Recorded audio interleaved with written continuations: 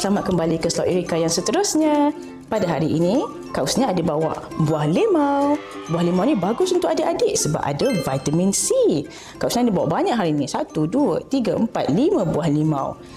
Tapi apa kaitan buah limau ni dengan eksperimen pada bulan ni? Menarik kan? Kak Husnia hari ini akan tunjukkan satu tajuk, tenggelam timbul. Tenggelam timbul tu apa adik-adik? Nanti kita akan saksikan. Jom!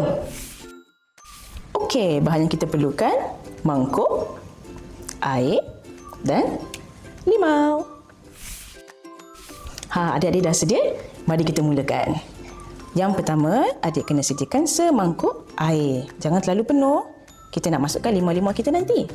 Yang kedua, kita akan sediakan limau kita. Limau ini boleh dimasukkan sekarang. 1, 2, 3. Apa yang berlaku adik-adik? Cuba tengok dia terapung. Kalau adik masukkan lagi satu pun dia akan terapung. Okey, tapi kalau kita buka dia punya kulit, apa akan jadi? Kita kupas dia, jom. Wah, wangi bau dia adik-adik. Hati-hati kupas. Cuba tengok cantik tak dia.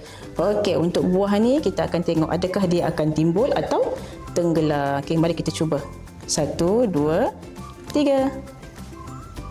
Okey, lama-lama dia akan tenggelam adik-adik. Cuba tengok.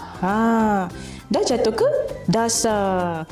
Okey, kenapa ya limau yang berkulit ni boleh timbul tetapi yang tak berkulit ni tenggelam? Kenapa adik? Sebab ada rahsia dalam buah limau ni. Ada udara yang terperangkap di dalam kulit dia. Okey, contoh kita tengok kulit dekat sini. Cuba tengok ada rongga-rongga. Bila rongga-rongga ni banyak di dalam buah limau seperti yang ini, dia akan menghasilkan poket udara. Poket udara ni yang akan menyebabkan buah limau ini terapung seperti satu jaket keselamatan.